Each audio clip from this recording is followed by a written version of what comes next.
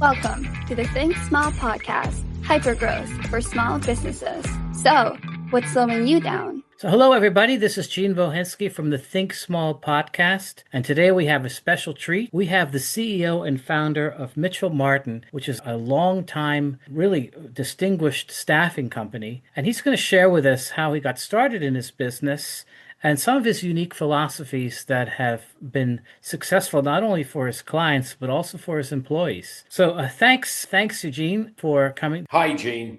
Okay, so thanks, Gene, for being on the podcast. Let's get started with a history. How did you get into the staffing industry? How did you get started? Like most people, it wasn't something I planned out of college. I actually grew up in the Bronx, thought I was on this earth to help people. And my first 7 or 8 years in work, I worked with drug addiction. I went to get my master's in social work, thinking that was my kind of role.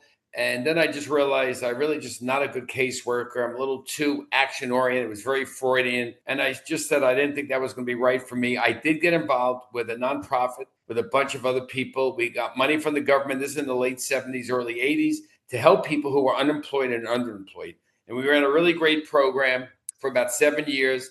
I really helped the people in our community. It was funded by the government. The government gave out like $3 billion to all community organizations to help people in their community. In 1982, Reagan came in, Carter went out, and Reagan cut the program within 90 days. It was like I said, even in the 70s, a $3 billion program, probably be about 11 or 12 billion now. I was 31 years old. I was offered to be the president of the Bronx Chamber of Commerce, a job I was excited about, I would have loved, but I really thought to myself that I'm getting older, and do I really want to be beholden to politicians or bureaucrats in the government? And I said to myself, I really like helping people. Why can't I do this commercially? Like I was helping people get jobs and training. So at 31, I decided, let me look at staffing firms. So I interviewed a bunch of staffing firms. I decided to go with, I don't know if I was lucky or a genius, went to work for an 8-person technology staffing firm. They didn't have PCs in 1982. And I went to work for them. My wife thought I was nuts, who's still my wife. But I said I needed to find my passion. I'm sure like many of your people on the phone, on the podcast right now, I needed to find a passion, almost something I would do for nothing. And I really enjoyed social work, but I just thought I was not going to reach my goals. I didn't want to be 40 and looking for another kind of a career. So I said to my wife, give me 6 months. I'll know, A, am I good at this? And B, do I want to do this? So I went to work. It was very difficult, but I really put my mind to it. I said, I'm in a rush. I need to find out. And I worked hard and I started getting good at this. And I started to become, as I said, pretty good at this. The company was a small company, not a great company. And in 1984, a lady, Toby Mitchell, I'm Eugene Martin Holtzman. We started Mitchell Martin down on Wall Street, 80 Wall Street for about 25 years. And we started our own company. We went after, of course, being in New York City and being on Wall Street. Most of our clients then and even today are large financial firms, some of the other large financial firms. And we started to grow and we did well. It was a nice, small little business. We placed our husband, Fred Mitchell, at Bloomberg, and he was like the number 6 employee there. But at some point, Toby decided to divorce Fred. And ultimately, somewhere around 1990, met one of our clients from Bankers Trust, married the guy, said, I'm moving to California, and I bought her out. We were a very small company. I wasn't happy about it, but I said, okay, I appreciate it, but whatever. And I've owned the company since 1990. We started to grow. We certainly have had our ups and downs between the 87 crash and the dot-com crash and 9/11 and 08. But we just continue to grow, especially after difficult periods. We continue to aggressively grow. We tried new and innovative things. And COVID, again, was very difficult, but then it was very good to us. We grew to about 300 million. Again, we are a staff augmentation company. So we're kind of like a middleman. Clients will call us up and say they need 4 technologists for 7 months to do a project. We'll charge the client $100. We'll give the consultant $80. We make $20. That's what we do. And it grew to about $300 million. Business has been tough over the last couple of years. Not horrible, but tough. And we're trying to reorganize ourselves and trying to plan how do we go forward. I'm getting older. I don't feel old, but I am getting older. At the height of 300 million, the company was worth a lot of money. I didn't want to sell the company. Again, I'm a very loyal person. I have employees that have been with me 15, 20, 25, 30 years. And I know if I sold to a large company like a Randstad or an Adecco, that they would probably get rid of my CFO, my COO, the head of HR, the head of operations. And these are people that have been with me for a very long time. And I just wouldn't do that to them. Private equity is not for me. I've always tried to run Mitchell Martin as a company that I'm proud of. My son works at the company. I just knew that it wouldn't be the right thing. So I asked my son to, and we wanted some kind of partial exit, just something in case I got hit by a bus or something. I think I had to be with my family. I've been in business now 42 years. So we looked at an ESOP, and my son spent about a year and a half investigating ESOPs. And ultimately, we did a sell. We sold 40% of the company to our employees. And what that did for me is, it did about 3 or 4 things. I got some money out in case, like I said, I get hit by a bus. I want to be fair to my family. B, my employees, and many of them long-term, who are now owners. And ESOP is a long-term retirement plan. And the better the company does, the more the employees can really create wealth. If you guys know, Publix in Florida is the biggest ESOP in America, and they're a count of people that have hundreds of thousands of dollars in the ESOP. The ESOP doesn't cost the employees any money. There's an evaluation every year. And again, as the company grows and develops, 40% of all profit goes to the ESOP, which is a separate entity that is owned by the employees, represented by a trustee. We did that about 3 years ago, and there's already $40,000 or $50,000 in the ESOP for some of the employees. And the goal, again, if people can be here 15, 20, 25, 30 years, there hopefully will be hundreds, maybe millions of dollars in the ESOP. But it really depends how the company goes. The third thing is that we kept 60% for a few reasons. I did not want to overextend the company and put too much debt on the company. You do put debt. It's a sale. We had an M&A person do this. Instead of selling it to a company, I sold it to my employees. So we didn't want to. So we kept 60% for a few reasons. I didn't want to put excessive debt on the company, and B, we wanted to stay in control. We still feel very positive about the business, though business has been tough the last couple of years, and we wanted to own enough stock in the company that we can control. Nobody can kind of dictate to us. So that's where we're at now. Business has been tough the last couple of years, but we're starting to grow again. We're doing some very innovative things with technology, with AI, creating some new opportunities. We're buying some companies.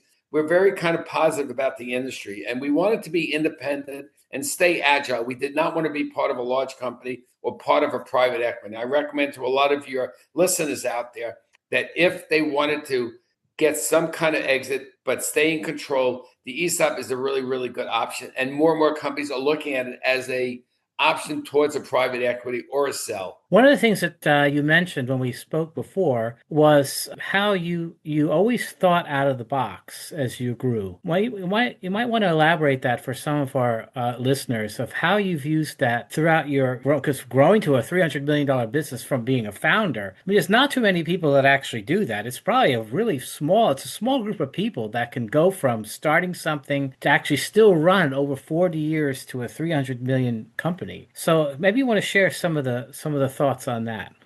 Again, I've always thought that my role is to think 3 years ahead. What does the company look like 3 years ahead? And what do I have to do to get it there? So we do a lot of experimentation. Like, we keep trying little things. And if little things work, we make them bigger things. And we fail a lot. So we fail at a lot of things that just didn't work. We try to learn from our mistakes. Sometimes we make them too many times. But we keep trying new and innovative things. And again, I'm not looking to be the most profitable company in the industry. I'm interested in how are we represented, and what's our how do people look at us? We have a very, very strong glass door, especially compared to our employees. We have employees, again, that we twice a year we evaluate how we are, and then we ask feedback from the employees. And we really listen to their feedback and try to make the changes that they want to make, right? I think being privately held allows you to do a lot of things that Exactly. a public company would never allow to do, right? I mean, you can put your employees first, for example, which, seems in some cases, a lot of public companies put their employees last, right? I mean, it's shareholders, customers, employees are at the very bottom. But I mean, a private company can do the opposite. They can put their employees first, and then they can take care of everything else, right? Yeah. And I've noticed that a lot of private companies that I interview, when they treat their people that well, the company runs better.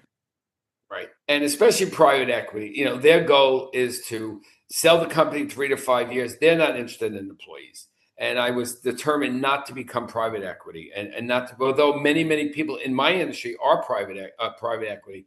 And it's just not what I wanted to do. So again, keep experimenting and really encouraging failure and trying new things, trying to make people more entrepreneurial. We consider ourselves entrepreneurial and agile, and we're trying. That's part of our core culture. Even at the $300 million level. Well, again, I want to be honest with people. We're a $300 million company. We're down now to 200. So again, COVID was really good to us. We're down to 200, but a lot of that is like a brokerage. About 70% of that goes to the contractors. So it sounds like a big number. It's not as big as you think. We're still, I think, one of the top 100 staffing firms in America. So we're a nice mid-sized company. There are companies that we compete with that are billions of dollars, billions, multiple billions. So we're in a nice sweet spot.